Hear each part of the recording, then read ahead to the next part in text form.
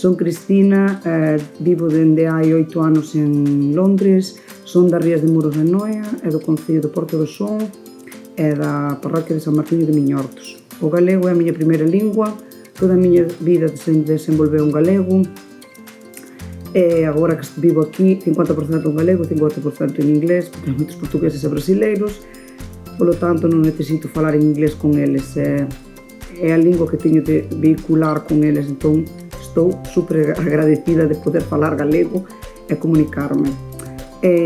Para min a lingua é unha parte fundamental da cultura, pero que necesitamos falala e que se siga falando, non conservando soamente nun museo, como se fora algo xa morto.